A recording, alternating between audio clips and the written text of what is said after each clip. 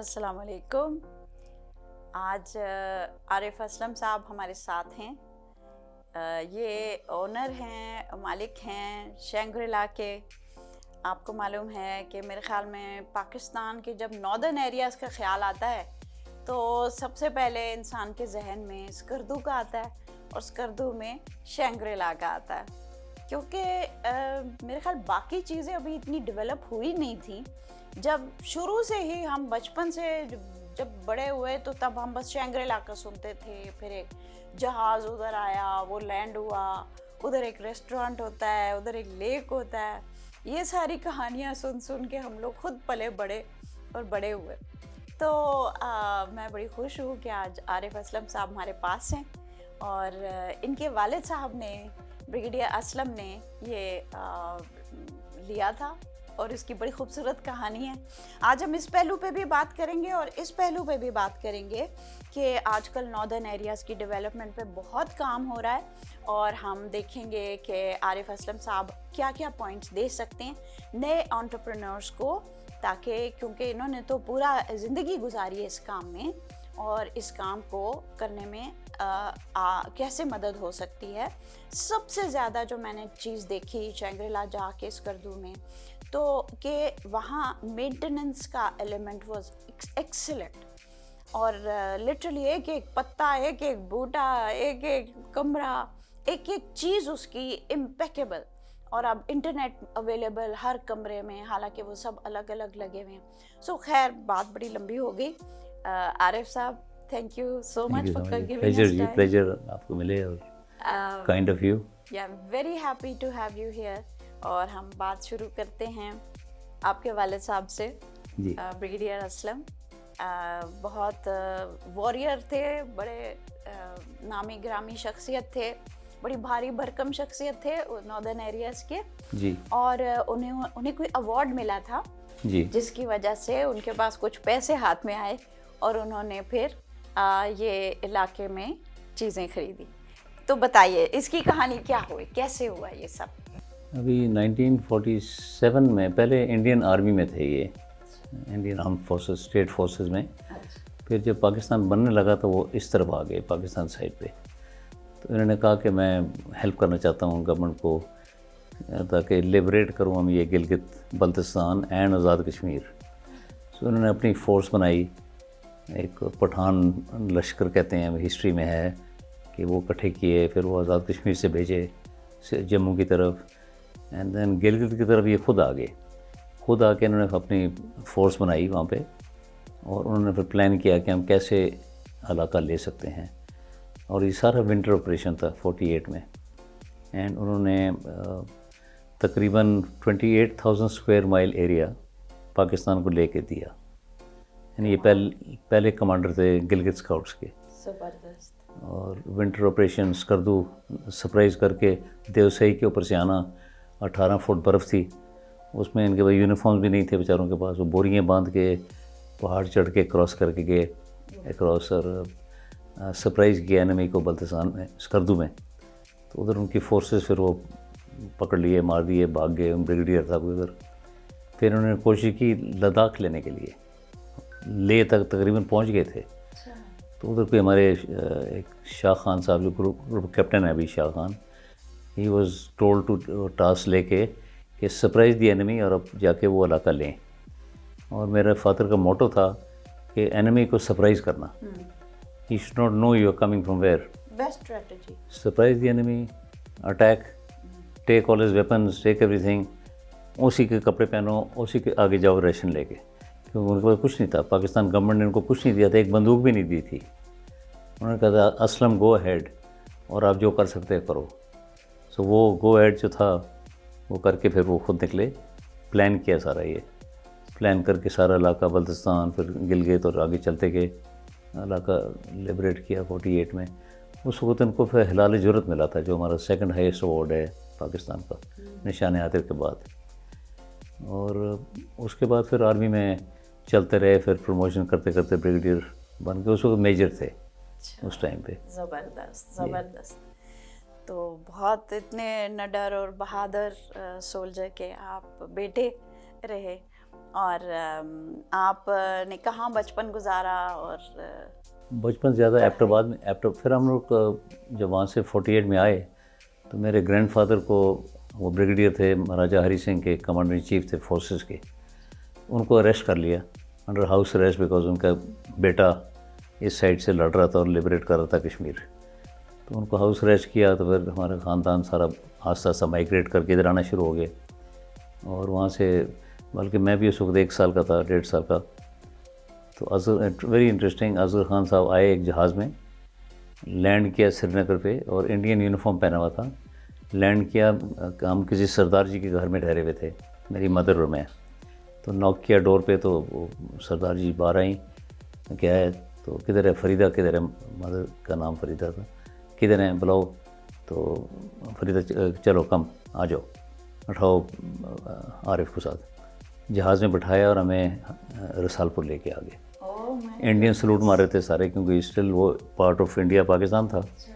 तो जहाज़ भी अभी तक वो मार्किंग नहीं हुई हुई थी इंडिया की। कमाल है। तो बहुत सारे डेयरिंग असगर खान की ये बात है। और वो एयर मार्शल असगर खान इनके चचा थे, इनके छोटे भाई थे, मेरे चाचा थे जी। हाँ, इनके वालिद के छोटे भाई थे। जी हाँ। उनके 2 भाई शहीद भी हुए थे जी। और ये फिर air marshal Asgar Khan then later became chief of air staff PF। Then उसके बाद PF के बाद 65 वॉर में भी काफ़ी काम किया उन्होंने, और तो नूर खान एट काम, बिल्कुल, मगर हीरो थे हमारे, बनाया एयरफोर्स को एक तरीके से उन्होंने। हाँ। उसके बाद फिर PIA में चले गए थे, उनको PIA के चेयरमैन लगा दिया था। PIA में थे। मगर इससे पहले एक और चीज़ मैं बताना चाहता हूँ, मेरे फादर सेकेंड वर्ल्ड वॉर में जी, वो भी लड़े वहाँ पे बर्मा में। अच्छा। तो उधर जैपनीज़ के अगेंस्ट वॉर थी। तो वह फादर को एक कंपनी 20-30 लोग दिए हुए थे, तो उन्होंने एक हिल कैप्चर करनी थी, उसका नाम था कैनेडी पीक। अच्छा। तो फील्ड मार्शल ओकनलेक उस वक्त वहाँ पे थे, he was in charge of that area.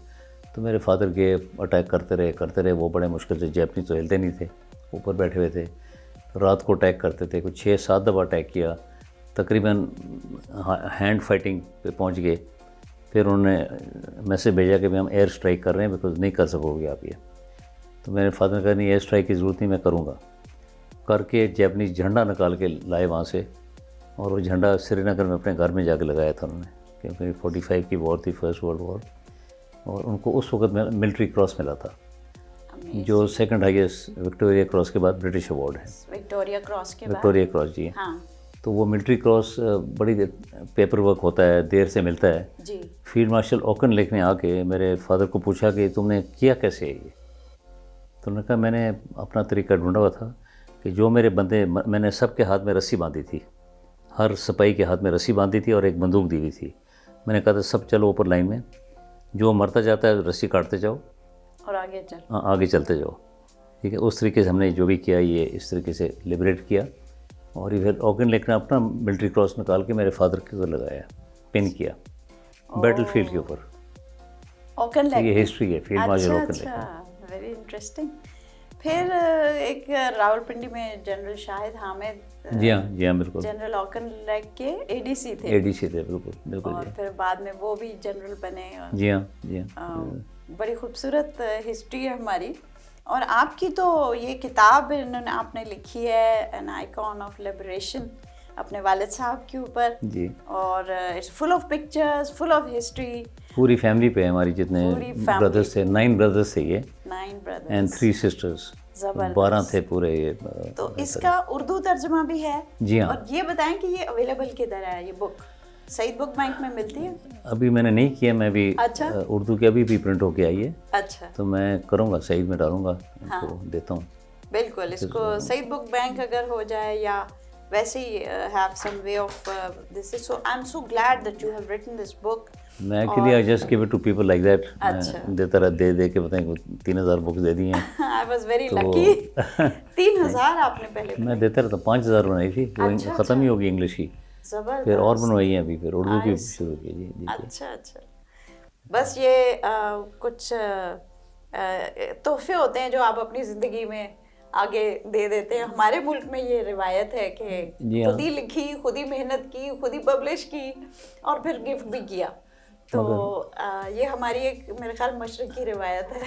मगर बिल्कुल, और अनफॉर्चुनेट चीज़ ये है कि हिस्ट्री हमारे लोगों को पता नहीं है, हिस्ट्री नहीं पता और बहुत बिल्कुल गहरा कुछ ताल्लुक पता है नहीं, हमारा हिस्ट्री के साथ। बहुत ज़्यादा जी, बहुत ज़्यादा। ये कैसे आज़ाद कश्मीर हमारे पास कैसे आया, गिलगित बल्तिस्तान कहाँ से आया, कश्मीर का हिस्सा था, उस पर अभी तक यूनाइटेड नेशंस और ये वो चल रहा है, हालांकि इतनी तबाही हो गई है कश्मीर में। और उस वक्त जो ले लिया सो ले लिया, बस वो ले लिया, उसके बाद बाद में और नहीं नहीं। हो सकता था। उसके बाद भी बड़ा इंटरेस्टिंग था। मेरे फादर रिटायर हुए 62 में, मैं फादर की बात ही कर रहा हूँ जी फिलहाल। जी बिल्कुल। 62 में रिटायर हुए तो 65 वॉर आ गई, अच्छा तो उनको मैं रिकॉल कर लिया आर्मी ने अच्छा कि आप आके फोर्स रेज करें और आपको हम श्रीनगर भेजेंगे।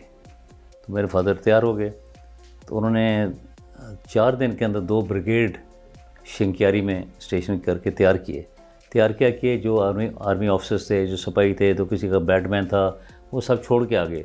उन्होंने सुना कि ब्रिगेडियर असलम कश्मीर जा रहे हैं, वो कश्मीरी भी सारे आर्मी वाले फौजी सारे आ गए और ये निकल के वहाँ से। 7 दिन की वॉर थी वो, 6 दिन की 65 वॉर।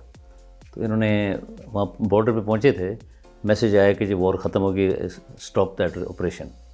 तो फिर भी गए आगे और तकरीबन पहुँच गए थे, बॉर्डर से अंदर थोड़ा चले गए थे, उनको रोका गया, उनको वापस आए। तो वो खैर वापस आए। फिर कोई 1 महीने के बाद कोई मीटिंग हो रही थी, जनरल्स बैठे हुए थे कि वो जनरल अख्तर मलिक थे, शहीद अख्तर मलिक, बड़ी फेमस, लाहौर फ्रंट पर काफ़ी लड़ाई गई। तो उन्होंने पूछा, सर आपका प्लान क्या था? क्योंकि मेरा प्लान बड़ा सिंपल था, अगर मैं इतना इलाका ले सका बल्तिस्तान, गिलगित बल्तिस्तान का, अगर मैं 1 मील अंदर चले जाता, मैं कभी वापस नहीं आता। और मैंने कश्मीर को इंडिपेंडेंट बनाना था, और मैं जो इलाका ये लिया था मैंने वापस ऐड करना था उसमें, और मैंने पाकिस्तान और इंडिया के ख़िलाफ़ लड़ना था अगर ये मुझे कोई तंग करना है। This was his thinking. तो वो लोग भी परेशान थे कि ये this is very tragic actually. Any would have done it. अच्छा, ये बड़ी इंटरेस्टिंग हमारे, I don't know, the political scene invariably you know intervenes और पॉजिटिव चीज़ को नेगेटिव कर देते हैं। मेरे फादर भी 65 वॉर में थे, रन ऑफ कच्छ की साइड पे जी। अच्छा, मोनाबाव स्टेशन लिया। इन्होंने काफ़ी एरिया उधर इंडिया का कैप्चर कर लिया था। For 6 months they held on to it.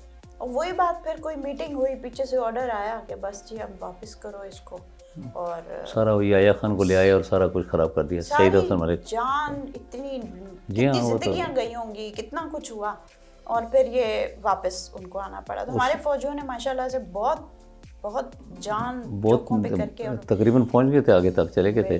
Khemkaran सारा ले लिया था। बिल्कुल। बल्कि मेरे पास पिक्चर है, इसमें नहीं लगाई।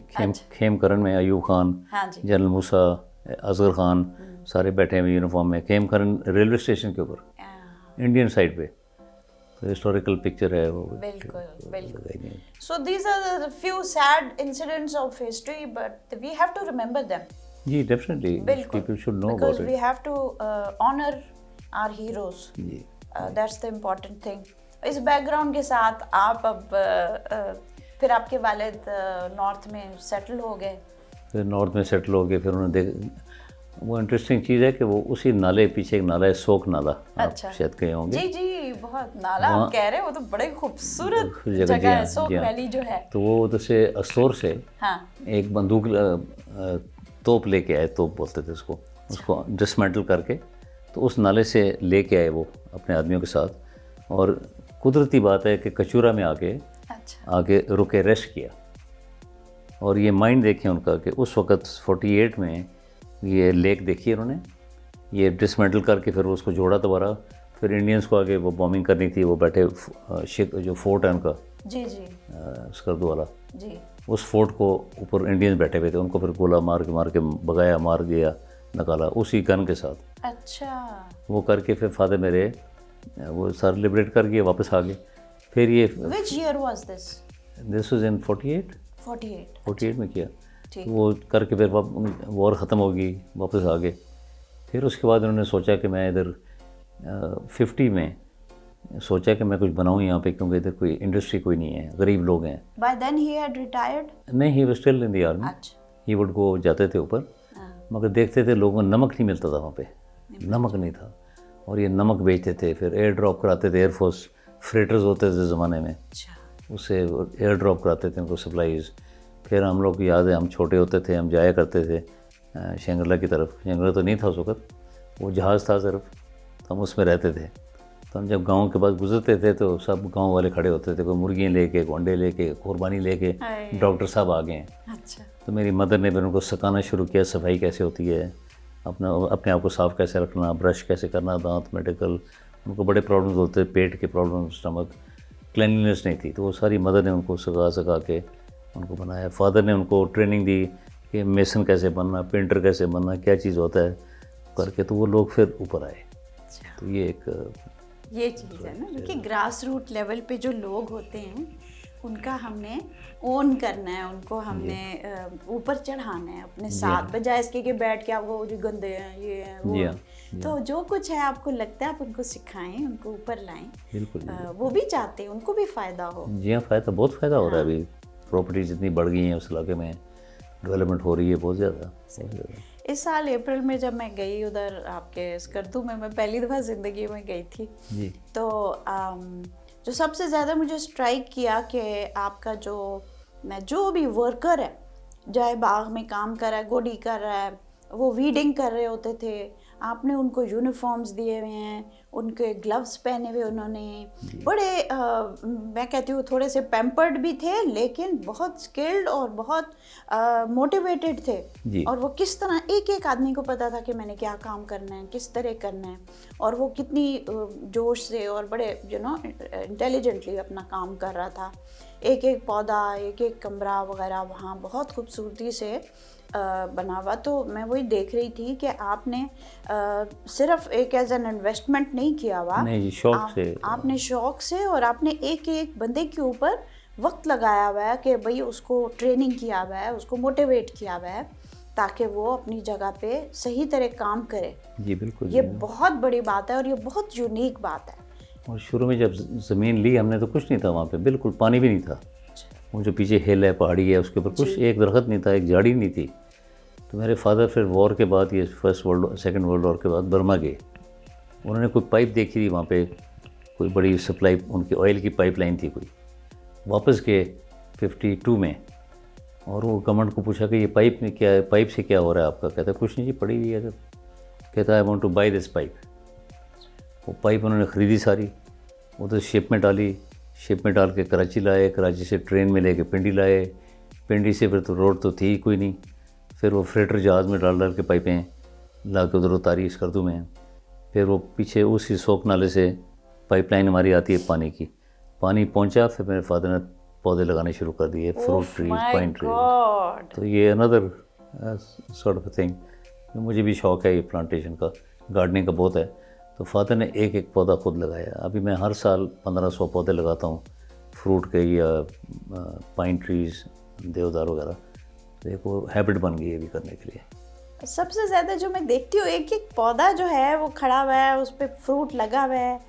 कोई आदमी आके जब, आई थिंक इंसान जब देखता है कि एक जगह पे कितनी इंटरेस्ट के साथ कितने लोग काम कर रहे हैं, तो फिर खुद भी दिल नहीं चाहता कि उसको ख़राब करें या कुछ। आपका भी दिल चाहता है कि नहीं इसको ऐसे ही रहने दो, क्योंकि ये इतना खूबसूरत है। मुझे तो दिल टूटता है जब देखता हूँ मेरे को गुलाब तोड़ रहा है, कोई बच्चा आके ये ले जा रहा है। और ऐसे भी लोग हैं जो गर्मियों में आके पौधे जड़ से निकाल के ले जाते रहे, तो आदमी डिसहार्टनिंग होता है, मगर क्या करे आदमी, कुछ नहीं कर। ऐसे भी लोग हैं वो कहते हैं जी पौधे की चोरी नहीं होती। हाँ, चोरी नहीं होती। कितनी गलत बात। बिल्कुल, चोरी तो चोरी होती है भाई, चाहे कैसे। और आप ये देखो कि अगले इंसान के कितनी मेहनत उसमें गई है। जी जी। तो ये कोई एक दिन 2 दिन का काम नहीं है, ये बहुत अरसे का काम है। और ये आप जो पाइपलाइन बता रहे हैं, कैसे बर्मा से वो लेके आए, कराची से, लेकिन इट जस्ट शोज कि how focused your father was, और कितने डिटर्मिन्ड थे, और एक आइडिया लेके फिर वो उसके पीछे पड़ जाते थे, और उसको तब तक छोड़ते नहीं थे जब तक वो पूरा नहीं होता। वो शोक वैली जो है, जो आप दरिया की बात कर रहे हैं, वो ठाटे मारता हुआ दरिया है। अभी मैंने उसकी वीडियोस बनाई हैं और बड़े अभी फ्रेश है वो दिमाग में मेरे, और बहुत ज़्यादा पानी है उधर, बहुत पानी आता है। तो उसमें से फिर कैसे ये पाइपलाइन लाए और पानी उसका लेके यहाँ तक। जबकि मैं सोच रही थी, मैंने सुना है कि जो लेक है इसके अंदर स्प्रिंग्स हैं, जी हाँ, स्प्रिंग है, सब स्प्रिंग है इस सारे। लेक का कोई और सोर्स नहीं है? कोई इन अंदर आने का सोर्स कोई नहीं है। हाँ। आउट गोइंग है, आउटगोइंग। जो उसका पानी है वो फिर इंडस रिवर में चले जाता है, अच्छा अच्छा। आउटफ्लो है। तो आउटगोइंग मतलब अगर जब ज्यादा एक लेवल से ऊपर हो जाता है? नहीं, वो पूरा साल जाता रहता है। अच्छा। वो स्प्रिंग्स इतने ज़्यादा हैं कि वो लेवल गर्मी में थोड़ा और बढ़ जाता है, विंटर्स में थोड़ा कम हो जाता है।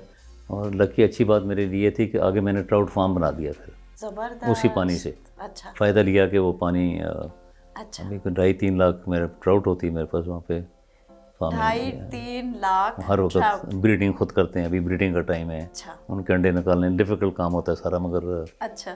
शौक है बस। जबरदस्त। आपका फार्म भी है, फ्रूट जी, फार्म भी है, जू भी है, जू भी है? काफ़ी शीप फार्म भी है, गोट फार्म भी है, आईबेक्स फार्म, आईबेक्स भी पाले हुए हैं। अच्छा, आईबैक्स भी हैं? जी हाँ, मैं रखे हुए हैं। अच्छा अच्छा, जबरदस्त। तो आपके ख्याल में मार्को पोलो इस एरिया से गुजरे होंगे जब वो मार्को ट्रैवल्स पोलो में गिलगित साइड से तो गुजरे हैं, उधर से हुंजा गुजरे साइड से हैं। जी हाँ, गुजरे हैं। उस साइड से गए हैं। इस साइड पे इस साइड पता से वो नहीं। नहीं गए, वो रूट वही लेके थे जी। आगे का। इधर से बुद्धिस्ट गुजरते थे, ये बुद्धिस्ट का एरिया था। अच्छा अच्छा यहाँ से लद्दाख जाना, तो बुद्धिज़्म काफ़ी थी इस साइड में ज़्यादा। अच्छा। तो इधर मतलब हाँ, वो शिगर साइड पे भी जी हाँ, हमने देखा है। इंस्क्रिप्शंस देखी होंगी आपने स्कर्दू के लिए में, हाँ उनके बुद्धा बने हुए ये जी, वो, बुद्धा बना हुआ, यस। तो सारा। लेकिन ये है कि इधर इंटरफेथ हार्मनी भी बहुत बहुत ज़्यादा ज़्यादा है। है, बहुत ज़्यादा है। अच्छा, अभी भी बुद्धिस्ट हैं वहाँ? बुद्धिस्ट नहीं आए थे, इनकी अभी कोई टीम आती रहते हैं, मगर वैसे है नहीं, कभी उनका कोई बुद्धिस्ट टेम्पल नहीं है, कुछ नहीं है। सिर्फ वो रॉक्स पे काविंग रहेगी बस।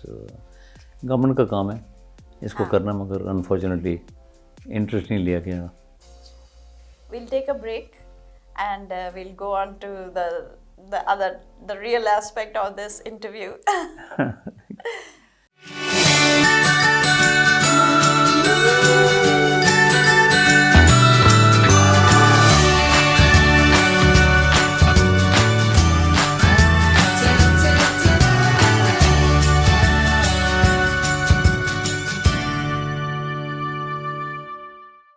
Welcome back from the break, and we are having this very interesting conversation about Shangri-La.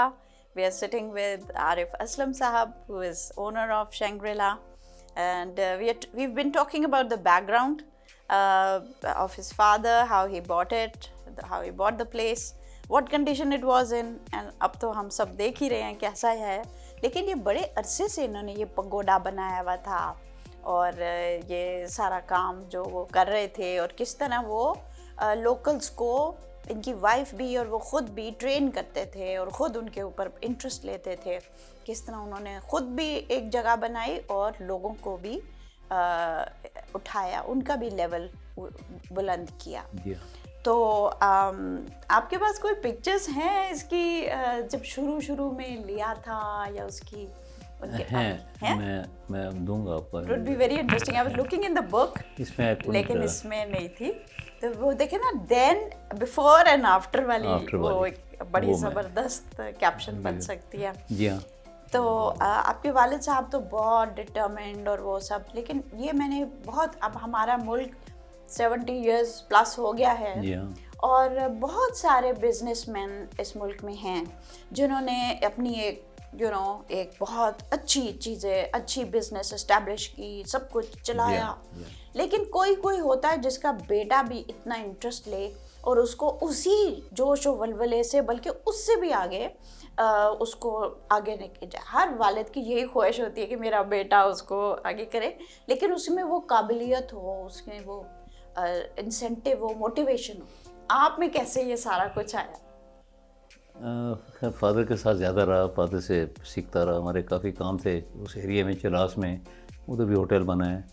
फिर फेरी मेडोज़ एक बड़ी खूबसूरत जगह है जहाँ फादर ने, हमारी लैंड है, वहाँ पे भी अभी मैं कंस्ट्रक्शन स्टार्ट कर रहा हूँ इस साल, कमिंग ईयर। फेरी मेडो का रास्ता थोड़ा मुश्किल है। वो रास्ता भी हमने बनाया था। अच्छा। जो इम्पॉसिबल था, गवर्नमेंट ने कहा था बन नहीं सकता। जीप ट्रैक फिर बनाया। फिर फादर ने, मेरे फादर जो थे ना, उनके लिए कोई चीज़ इम्पॉसिबल नहीं थी। वो अल्फाज ही नहीं था इम्पॉसिबल, कैसे नहीं हो सकता। तो उन्होंने बोला मेरे मैनेजर को कि फेरी मेडो की रोड शुरू कर दो बनाना। तो 4 साल लगे ब्लास्टिंग और बनाते, और इतना ख़तरनाक जगह था, पानी भी नहीं मिलता था पीने के लिए। तो जब रोड तैयार होने लगी तो उन्होंने कहा इस तारीख को मैंने फेरीमेंट जाना है, मैंने वहाँ ज़मीन देखनी है और मैंने यहाँ होटल बनाना है ना। विज़न, उनका विज़न 10-15 साल आगे होता था, और इलाके के लिए मैं क्या करूँ। तो वो रोड बनी, तो मेरे पास एक नई उस वक्त पेजेरो जीप में आई हुई थी, तो मैं और मेरे फादर आगे बैठे जीप में, और वो नई रोड पे हम फेरी मेडो पहुँच गए। वो भी फ़ोटो है, मैं आपको जीप में पेजेरो। अच्छा। ऊपर तो चले गए, बड़ा आसान होता है ऊपर जाना, पहाड़ चढ़ना, नीचे उतरना मुश्किल होता है ना। तो पहुँच गए, तो फिर जगह देखी मेडोज़ में किस जगह पे ज़मीन देनी है इधर उधर। तो 50 कनाल हमने ज़मीन दे के रखी हुई है अभी, इंशाल्लाह अभी शुरू करेंगे कमिंग ईयर, मार्च में। तो रिजॉर्ट भी होगा उधर और एक्टिविटीज भी होंगी? जी बिल्कुल बिल्कुल, रिजॉर्ट बनेगा। उधर भी लेक है? नहीं, उधर आगे नंगा पर्वत है, नंगा पर्वत सामने ग्लेशियर है साथ, बहुत खूबसूरत जगह। शेंगला कुछ नहीं है उसके सामने। Really? अगर वो बन गया तो भूल जाएंगे लोग शेंगला। अच्छा।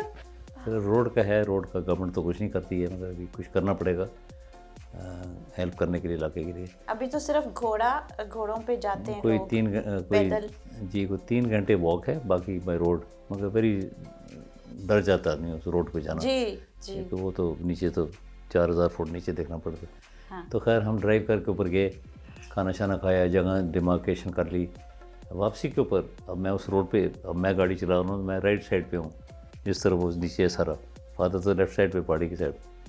और बिलीव करें आप, टायर जो था, मेरी पेजेरो बड़ी होती है, उसके टायर बड़े होते हैं, वो टायर दीवार के ऊपर थे नीचे, जब ऊपर आया था ना दीवार के ऊपर। हाँ। और वापसी भी दीवार के ऊपर ही तकरीबन नीचे गया। और फ्रेश रोड बनी हुई, 4 पत्थर गिर जाते तो हम भी चले जाते साथ ही। बिल्कुल। अल्लाह ने बचाया, और हम पता नहीं कैसे पहुँचे। तो मैंने भी कहा देखो मेरे फादर को, वो कोई नहीं है कि जाना है अच्छा, और करना है, परवाह नहीं, कोई परवाह नहीं, कितनी भी खतरा। क्या बात। लेकिन आपने ड्राइव किया, हालांकि वहाँ के लोकल ड्राइवर्स बड़े अच्छे हैं। जी हाँ, अभी लोग अच्छे हो गए हैं। पहले तो उनके पास गधे भी नहीं होते थे, तो अभी अभी रोड बनी तो इनको फ़ायदा हो गया, जीपें ले ली इन्होंने, इनको आमदन शुरू हो गई। तो मेरे फादर की वो है इलाके को बेहतर करने के लिए जितना भी कर सकें। गरीब लोग थे, जूते नहीं थे उनके पास, वो मैंने चप्पल नहीं थे पहनने के लिए जब उस ज़माने में। ये 78-80s की बात कर रहा हूँ। 84 में रोड बनी थी फेरी मेडो की, 84 में रोड बनी फेरी मेडो के से फेरी मेडो तक। अच्छा, चिलास के पास से गुजरते हुए? चिलास से आगे आते हैं, फिर रायकोट एक ब्रिज आता है। अच्छा। उधर भी हमारा एक होटल है छोटा, जहाँ सारे आके वहाँ रुकते हैं रात को। जी। एम्बेसडर्स आते हैं, सारे हर किस्म के लोग आते हैं। जो फेरी मेडो जाना होता है वो फिर सुबह जाना होता है, क्योंकि रास्ते में कोई शेड नहीं है, कोई दरख्त नहीं है। अच्छा। तो वो इतनी जगह धूप होती है, तो रात रहते हैं, सुबह फिर चले जाते हैं ऊपर। तो फिर उधर बला की ठंड है वहाँ, काफ़ी ठंड, समझ में तो ब्यूटीफुल। हाँ। बट फिर अभी आजकल भी बर्फ़ 1-2 फुट है, मगर सर्दी हो जाती है, बर्फ़ 10 फुट तक जाती है। कितने डिग्रीज तक टेम्परेचर जाता है वहाँ? कोई -16 से 18-20 तक। अच्छा। इतना हो जाता है। विंटर में तो बंद हो जाता है ना बिल्कुल। अच्छा, मुझे जो चीज़ बहुत फील होती है, मसलन मैं अमेरिका गई, वहाँ -18 पे वायर वॉक पे जा रहे हैं, वहाँ तो पता नहीं चलता, कोई मसला ही नहीं। खैर उधर की वॉक इसलिए कि वहाँ हवा नहीं इतनी चल रही थी, सियाटल का एरिया था। जी हाँ। तो जब हवा चलती है तो कहते हैं लग पता जाता है, चिल फैक्टर वो, और -40 हो जाता है। और ये तो ऊंचा इतना है ना, तो इधर तो हवा चलनी ही चलनी है। इधर तो -48 तक गया है। -48। और जो दरख्त बड़े, ब्रिटिश ने दरख्त लगाए हुए थे, विलो ट्री, वो बड़े चौड़े दरख्त थे। अच्छा। वो बीच में से फट गए दरख्त, विद दैट थिंग, ठंडक की वजह से। कौवे जो डिफरेंट टाइप के वहाँ के होते हैं, रेवन, वो हार्ट अटैक से मर गए, उड़ते उड़ते गिर गए रोड पे। इतनी नेचुरली इतनी सर्दी, -20-30 से ऊपर आदमी। अच्छा, लेकिन वहाँ तो आप कमरों में दाखिल हों, इतना कंफर्टेबल वहाँ की हीटिंग है। ये कौन सा दिन आएगा जब पाकिस्तान में ये वाली हीटिंग आ सकेगी और पहाड़ों की चोटियों तक वो सड़कें और वो हीटिंग आ जाए, तो विंटर रिजॉर्ट भी बने। मतलब अब समझ में 4 महीने सिर्फ आपका बिजनेस चलता है, उसके बाद फिर सारा साल यू आर जस्ट वेटिंग। जी हाँ। सो जब तक विंटर फैसिलिटी नहीं होगी तो ये हमारा नॉर्दर्न एरियाज आगे नहीं जाएगा। बहुत ज़रूरी है जी विंटर। हमने 2 साल ट्राई की थी। हमने हिली स्कीइंग करवाई थी। अच्छा। आर्मी के साथ मिलके हेली स्कीइंग हमें कोई 8 साल पहले की बात है कि हमने 9 top heli skis of the world 9 हर कंट्री के आए थे। शैंग्रा विंटर दिसंबर में आए थे, तो हमने ओपन किया हुआ था, उधर ठहरे थे, हमारा हेलीपैड है हमारा, वहाँ से जाते थे, उनको ऊपर ले जाते थे, छोड़ देते थे, वो करके नीचे आते थे। तो उनका वीडियो भी बनी हुई है, मैं आपको शेयर करूँगा। तो वो उस वीडियो में वो कहते हैं कि दुनिया के अंदर ऐसी जगह है ही नहीं। हाँ मेहरान उनको ले भी कहीं नहीं गए, वो शोक नाले के पीछे देवसई के पास घुमा के ले आए। अच्छा। इतने स्लोप्स हैं, इतना एरिया है। हाँ। अभी आस्था ये विंटर टूरिज्म बढ़ रहा है, ठीक। लोग बढ़ रहे हैं। अभी लास्ट ईयर अच्छी बात है, कैनेडियन हमारी हाई कमिश्नर थी यहाँ पे, लेडी थी कोई, जी जी। उसने फिर हुंजा में काफ़ी विंटर में किया ऑपरेशन। स्कर्दू आई, दिसंबर जनवरी तक रही, लोगों को आइस हॉकी सिखाई। हाँ। तो अभी लोग इंटरेस्टेड हो गए हैं। तो हम भी होपफुली दिसंबर तक खुला रखा करेंगे। फिर जनवरी फरवरी है द वर्स्ट मंथ्स, सबसे ज़्यादा सर्दी, और बर्फ़ तो इतनी नहीं पड़ती, मगर वो जो सर्दी है ना वो गोज आपके थ्रू जाती है, वो बर्दाश्त नहीं कर सकता।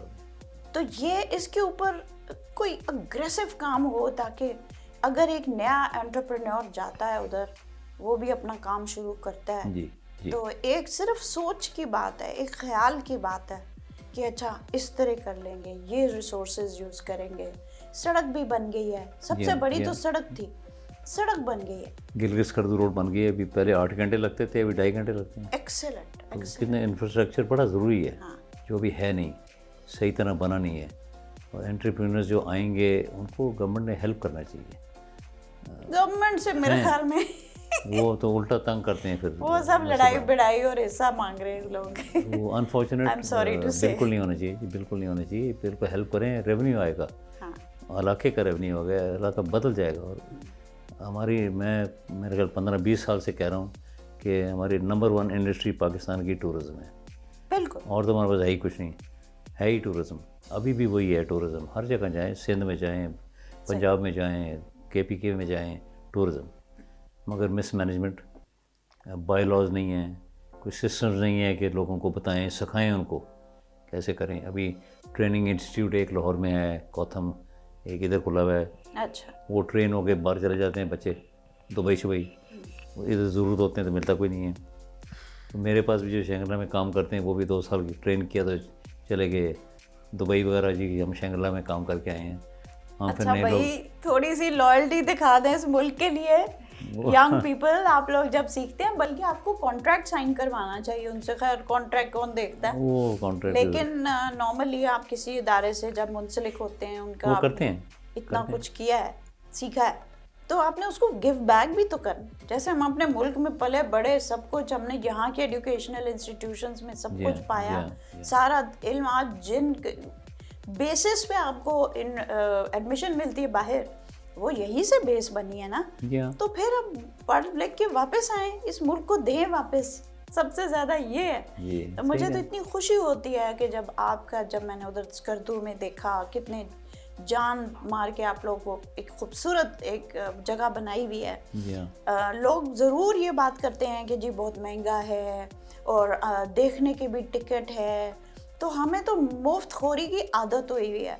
हाँ, टिकट की मिकदार उसके ऊपर हम बात कर सकते हैं कि वो थोड़ा सा रीजनेबल हो, या कोई स्टूडेंट कंसेशन हो, या कोई ऐसी बात हो, लेकिन अब हमें एक चीज़ को पे करके उसको एंजॉय करना चाहिए, सीखना है। अब किताब भी है ना, हम चाहते हैं कि गिफ्ट हो जाए और पैसे ना देने पड़े। जोड़ा हम बेशक महंगे से महंगा 50,000 का, लाख का जोड़ा ले लेंगे, लेकिन किताब जो है वो 1-2 हज़ार की नहीं खरीदेंगे। तो ये हमारी प्रायोरिटीज हैं, जो हमने प्रायोरिटीज बदलनी है। जोड़ा तो आपने 2 दिन तस्वीरें आपकी खींच गई हैं, चौथे दफा आपने पहनना ही नहीं है। और ये किताब जो है ये जन्म जन्म पढ़ी जा सकती है, आपकी लाइब्रेरी में रह सकती है। इल्म हासिल, इल्म का तो कोई बदल है ही नहीं। और यही इसी तरफ हमने अपना रुख करना है कि हमने अपना इल्म हासिल करना है और अपने मुल्क को वापस देना है। इस जैसा मुल्क कोई नहीं है। तो बड़ी खुशी हुई। और आप बताएं कोई ऐसी चीज़ जो आप यूथ को बताना चाहें, न्यू एंटरप्रेन्योर के लिए कोई मैसेज आप बताइए। जी हाँ, बिल्कुल। एंटरप्रेन्योर जो हमारे आ रहे हैं, आए भी हैं, अभी लोगों ने जगह ली है, वहाँ पे इंटरेस्ट है लोगों में, और काफ़ी लोकल डोमेस्टिक हमारे अपने लोग भी आए हैं, बाहर से भी आ रहे हैं अभी, मगर अनफॉर्चुनेटली बिकॉज ऑफ प्रेजेंट हालात, पॉलिटिकल अनस्टेबिलिटी, तो उससे थोड़ा रिस्ट्रिक्शंस कर देते हैं, गवर्नमेंट रोकते हैं उनको नहीं जाने से। उनको खुद पता नहीं होता वहाँ के इन्वेस्ट करेंगे आगे पता नहीं क्या होगा। तो ये बड़ा very bad image of Pakistan, ये ख़त्म होनी चाहिए। और ये ख़त्म नहीं होगी जब तक फेयर इलेक्शन हो जाए, लोग हेल्प करें, मेरिट पे लोग आएं, मेरिट पे आए लोग आएँ और गवर्नमेंट हेल्प करे उनको आगे। अभी हमने कभी गवर्नमेंट से हेल्प नहीं मांगी है किसी चीज़ में, कभी नहीं, सब चीज़ अपना खुद करते हैं। हालांकि गवर्नमेंट वाले कभी कोशिश करते हैं हमें तंग करने के लिए, मगर जानते हैं कि हम कौन हैं तो ज़रा बैक आउट हो जाते हैं। नहीं तो वो भी आदत होती है तंग करना, कभी किसी इंस्पेक्टर ने आना है, कभी किसी ने आना है। मैं तो इंस्पेक्टर को दरख्त के साथ बांध देता हूँ। Seriously that's what they deserve. तो वो इंस्पेक्टर ठीक रहते हैं, फिर उनका इलाज यही है। फादर ने सिखाया है सबको, तंग करते हैं तंग। बहुत ही अच्छी बात आपने की, सब दरख्तों में बांध दे उन लोगों को जो अपने काम में मतलब रास्ते में घुस रहे हैं और काम आगे नहीं पैसे लेने के लिए, पैसे मिल जाए तो हम चले जाएंगे। बिल्कुल डीसी तक। अभी मैंने टिकट की, आपने बात की, टिकट हमने रखा इसीलिए है, हमने 1000 रुपीज़ टिकट रखा है एंट्री फॉर नॉन रेजिडेंट्स, मतलब जो पंजाब से आते हैं, यहाँ से आते हैं। लोकल का 500 है, गिलगित बल्तिस्तान के जो लोग हैं उनका 500 रखा हुआ है। अच्छा। और जो स्टूडेंट्स आते हैं नामज़द, ये जितने भी यूनिवर्सिटीज़ के आते हैं, कनेड कॉलेज वगैरह हर साल आते हैं बच्चे, इनका हमने डिस्काउंट करते हैं, बिल्कुल करते हैं। Very nice. तो डिस्काउंट है भाई स्टूडेंट्स के लिए, आप लोग आएँ। मगर ये है कि ज़रूरी है कि हमने जगह को मेंटेन करके रखना है। अगर हम नहीं रखें, अभी कई लोग आगे मैसेज मुझे भेजते रहते हैं कि जी आपने बड़ा टिकट बहुत ज़्यादा रखा है, ये है, अंदर है कुछ नहीं, ये है। लेकिन मैं कहता हूँ फिर आप बाहर वो रोड पे खड़े होकर देखें, बड़ा अच्छा नज़ारा है, शेंगरा तो बड़ा अच्छा नज़र आता है। ड्रोन है आजकल आए हुए हैं, ड्रोन से फ़ोटो लेके चले जाया करें वापस। तो ऐसे लोग भी हैं। खैर वो होता है, कोई अफोर्ड नहीं कर सकते, कोई बड़े ग्रुप में आते हैं, मगर अभी 1000 रुपये क्या चीज़ है ना। हमारी वजह से ये बूर बनने शुरू किया था, हमने पहले 200 रखा था, 15 साल की बात है, फिर 400 कर दिया, 500 कर दिया, अभी बूरबन शूरबन ये सारे हमारी वजह से कर रहे हैं। हमने पहले पैकेजेस बनाए थे, honeymoon package, family package, 3 nights stay, ये वो, तो अभी हमने वो छोड़ दिया है, मगर वो भी बूरबन सरीना ने हमें कॉपी करके बनाया। अच्छा। तो हम एक पायनियर्स हैं एक किस्म के इन चीज़ों में, उनको भी सिखाने के लिए कि भाई ये करो तुम लोग, के लोग आए। अच्छा, आपने कोई होटल मैनेजमेंट वगैरह की, कोई कोर्सेज किए बाहर से? मैंने किए हैं, बिल्कुल किए हैं। अच्छा। ऑस्ट्रिया गया था, मैंने कोर्सेज करके आया। तो अब मेरा बेटा रन कर रहा है, वो बेटे का आपको मैं बताया नहीं, पाशा। अच्छा। बड़ा बेटा है मेरा Pasha ji, he is the MD, he is running it. अच्छा। और वो डेडिकेटेड। अब मैं थोड़ा पीछे हो गया, मैं सिर्फ गार्डनिंग करता हूँ। How nice. तो he is doing all that. ये बड़ी बात है। I think this is one way of transferring the situation कि आप अपनी निगरानी में बच्चों को वो इंटरेस्ट भी पैदा करें, उनको पार भी दें, बिल्कुल, ताकि वो आगे करें। वो बहुत अच्छा कर रहा है। वो अभी जो आप विलास की बात कर रहे थे, उसने खुद डिज़ाइन किए हैं वो। अच्छा। नो आर्किटेक्ट, सिर्फ कंस्ट्रक्शन के लिए, बिल्डिंग के लिए किया है। फर्निशिंग खुद जाके लाता है, लाहौर से चीज़ें वगैरह वगैरह, खुद उसने वो उसको बनाया। ब्यूटीफुल। वो अगर जो मेरे इंस्टाग्राम फॉलोअर्स हैं उन्होंने बड़ा इन्जॉय किया मेरा स्कर्दू ट्रिप। अच्छा जी। और वो मैं एक एक स्टेप पे लोगों के साथ शेयर करती रही। और तो इसमें एक्चुअली जब मैं सोचने लगी कि टूरिज़्म जब करते हैं तो इसमें बहुत सारे एस्पेक्ट्स निकल आते हैं। कौन से पहलुओं में आप लोग अपना बिजनेस शुरू कर सकते हैं? मसलन एक तो होटल बनाना या रेस्ट हाउस बनाना, वो हो गया, उसकी कंस्ट्रक्शन, उसका वो प्रोवाइडिंग फैसिलिटीज़ टू स्टे। दूसरा हो गया ट्रांसपोर्टेशन, वो एक और बहुत बड़ा फील्ड है कि transportation with a guide preferably. अगर ड्राइवर जो है उसको भी एज अ गाइड की भी ट्रेनिंग हो या उसके साथ एक और गाइड हो, तो ये वाला एक बन जाता है। और किस किस्म की और ऑप्शंस हैं, जैसे आप बता सकते हैं? इसमें अभी ड्राइवर्स कोई 30% गाइड्स खुद ही गाइड हैं, लोकल हैं उस एरिया के। हाँ। गाइड्स हैं, मगर मुझे उनसे बड़ा वो रहता है ट्रांसपोर्ट का जी। अभी क्योंकि उधर टैक्स नहीं है, टैक्स फ्री जोन है गिलगित बल्तिस्तान। सही। तो गाड़ियाँ खरीद के ले आते हैं। अभी पराडो उधर 14 लाख की मिल जाएगी, इधर तो करोड़ में जाती है। तो अभी एक बंदे ने 2 रखी हुई है, किसी ने 3, गाड़ी चलाने आती भी नहीं है, रखी हुई हैं, वो दरिया में गिर जाते हैं। अभी दैट इज़ वेरी डेंजरस। अभी लाइसेंस तो देते हैं, पुलिस को स्ट्रिक्ट किया हुआ मैंने, कंट्रोल करो, ठीक। कंट्रोल करो। ये नहीं है कि तेज़ चलाओ, या अनकंफर्टेबल फील करता कस्टमर। आप जाएंगे तो आप तेज़ चला रहे हैं, पहाड़ी इलाके में, कराची से आए हैं पहली दफ़ा, पहाड़ में तो आदमी की जान निकलती है नीचे देख के, ऊपर सही देख के। बात, सही। तो वो उनको अभी डीसीज़ को मैंने बताया है, एडमिनिस्ट्रेशन से लगा रहता हूँ उनके साथ। तो वो एक बड़ी इंपॉर्टेंट है ट्रांसपोर्ट, और वो कंट्रोल नहीं है। लाइक एडमिनिस्ट्रेशन का काम है कंट्रोल करना है, This उसके is रेट्स, where, हाँ, government comes in. हाँ जी, रेट्स शुड बी कंट्रोल। सही। अभी गेस्ट हाउस बेशुमार बन गए बिकॉज ऑफ शंगरला। ठीक। शंगरला बना हाँ, तो लोगों ने भी गेस्ट हाउस बनाने शुरू कर दिए हैं दाएं बाएं हर जगह। चलो अच्छी बात है, उनको आमदन आएगी, करें, मगर को रेट्स को कंट्रोल करना। अभी गेस्ट हाउस जिसका रेट 5,000 है, वो इस पिछले साल 15,000 ले रहा था, 20,000 पर नाइट।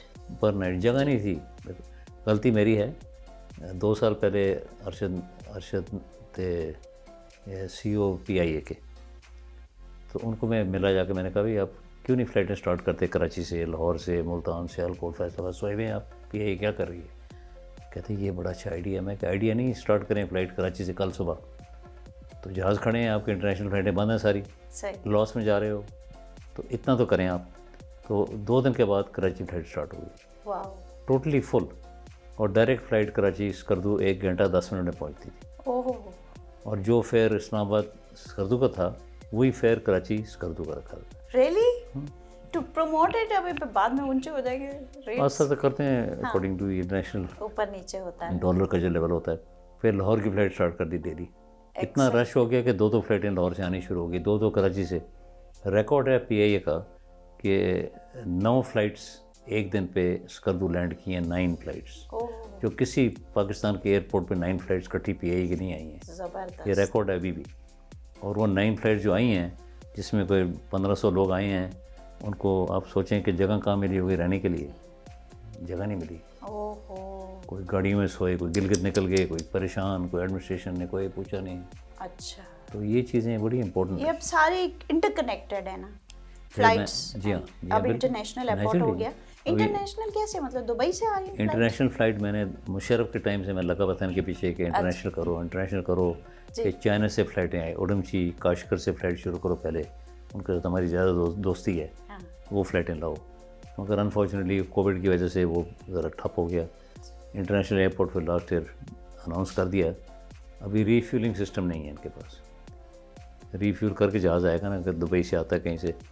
तो टर्किश, मैं गया था यूरोप, तो वापसी पे मैं इस्तांबुल रुका, तो मैंने मैसेज भेजा था CEO, जो टर्किश एयरलाइंस का CEO, उसको मिलने के लिए। एयरपोर्ट के ऊपर ही टाइम नहीं था, 2 घंटे का टाइम। तो उसने मैसेज किया, we have dinner together at the airport. तो उसने मीटिंग कॉल की, हम सब बैठे, उस मीटिंग में डिस्कस किया। तो उसने कहा कि we are interested to come, we will fly from Istanbul to Skardu. तो mister Khan, when can I start? मैं क्या, भी स्टार्ट तो छोड़ दें, कि रीफ्यूलिंग सिस्टम नहीं है हमारे पास। तो कहने लगा अच्छा नहीं। मैं क्या, आपके तो लोग इंग्लिश बोलते नहीं हैं। हाँ, उनके बड़ा एक तो ज़बान टर्किश है आपकी, और क्या करेंगे लोग उधर? कहते हैं इंटरप्रेटर्स हमारे पास 85,000 इंटरप्रेटर्स हैं। 85,000, जो हमारे हर दुनिया की कंट्री में हमारे इंटरप्रेटर बैठे हुए हैं हर एयरपोर्ट पे, क्योंकि उनकी हर जगह फ़्लाइट जाती हैं। तो मैंने कहा फिर वो एक लोड इंटरप्रेटर्स का लेके आ जाओ, एक दफ़ा स्कर्दू देखें, वो फिर आगे बात फैलाएँ, लोगों को बताएं, टूर ऑपरेटर्स को इस्तांबुल, बाकी अनातालिया, यहाँ बताएं लोगों को, तो टर्किश शुरू हो जाए। तो अभी इंटरेस्ट आ गया उसमें। अच्छा। अभी PIA ने स्टार्ट कर दिए फ़्लाइट्स इस्तांबुल जाने की। अच्छा। 5 फ्लाइट्स जाती हैं पाकिस्तान से। वो भी मैंने ही शुरू कराई। मैंने कभी उनको जगह मिल रही है तो करो, आप तो करो, अपनी तरफ से स्टार्ट करो। तो काम तो मेरा नहीं है, मगर जब से मेरे ख्याल 25-30 साल से मैं PIA के पीछे लग, जो MD आता है मैं जाकर पीछे पड़ जाता हूँ, ये करो वो करो। Interest of the area, tourism. Right. अभी ये प्राइवेट एयरलाइंस भी शुरू हो गए हैं, और भी आई थिंक एयर ब्लू है, उसको ज़बरदस्ती स्टार्ट कराया था इस साल। अच्छा। स्कर्दू आया था। हाँ। 10 साल से कह रहा था मैं मिस्टर खाकान अब्बासी को, जी, कहता जी उधर पैसा कोई नहीं है, वो पाउंड डॉलर देखता था, लंदन जाता था कम। तो अनफॉर्चुनेटली द रीज़न वाज कि उनको they were suppose to fly to areas जहाँ पे इनकम नहीं है जी, नॉन प्रॉफिटेबल एरियाज। अच्छा। गवादर हो गया या जामली सागर मकर हो गया जी, तो उनका फ़ीस बड़ी कम रखी थी जी, 5 लाख रुपए साल की। अच्छा। मैंने कहा इसको 50 लाख रुपए कर दें हाँ। जुर्माना, जो नहीं जाएगा नॉन प्रॉफिटेबल एरिया में। अभी वो 50 लाख रुपए कर दिया इन्होंने, अच्छा तो एयर ब्लू शुरू हो गया।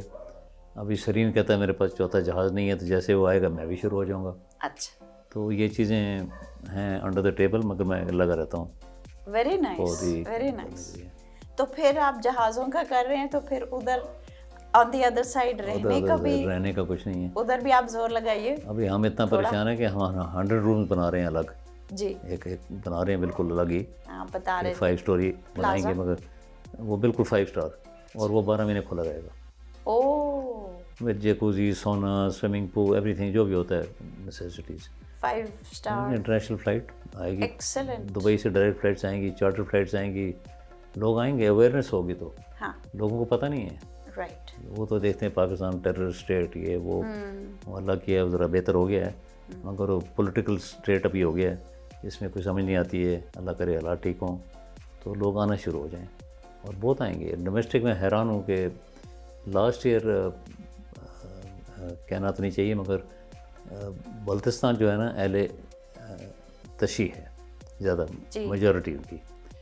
तो उधर आगा साहब एक थे, तो उधर गाड़ी आई, किसी गाना लगाया हुआ था उसने बंदे ने। नेचुरली अब म्यूज़िक लगाएंगे आप, पंजाब से आए हुए हैं, कोई कसूर से आया हुआ है, हाँ। वो म्यूज़िक डांस कर रहा है गाड़ी में, ये वो। आगा साहब ने गाड़ी रोक दी खड़ा होकर सामने, तो उसको बोला क्या ये जगह नहीं है, तो बिल्कुल पर्दा करो और ये रखो और वो करो।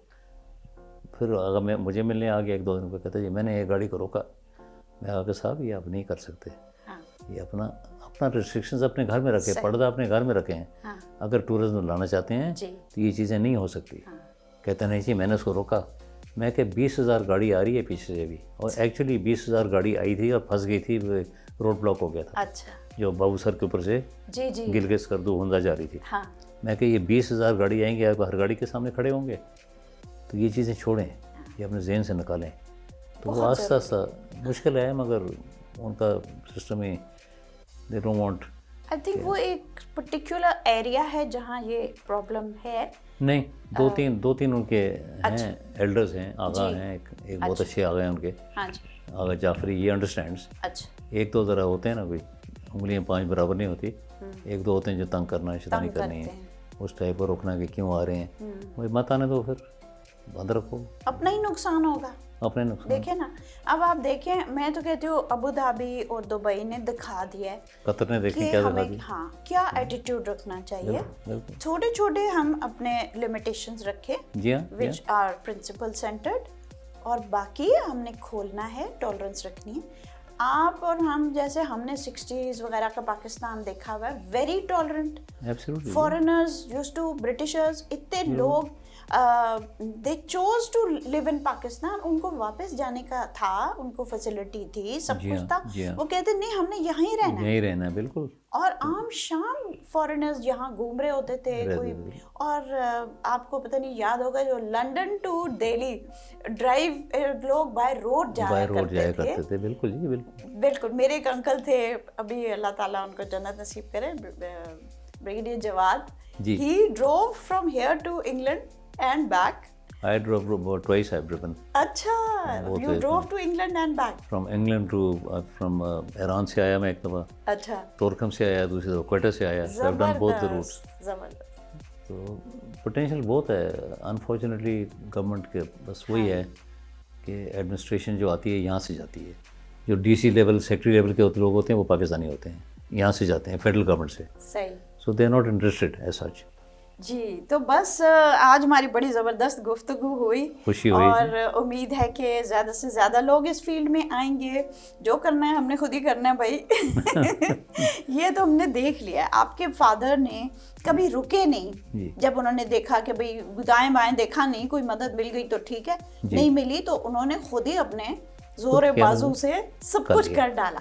And it was really impossible, जो अब मैं देख रही हूँ जो काम।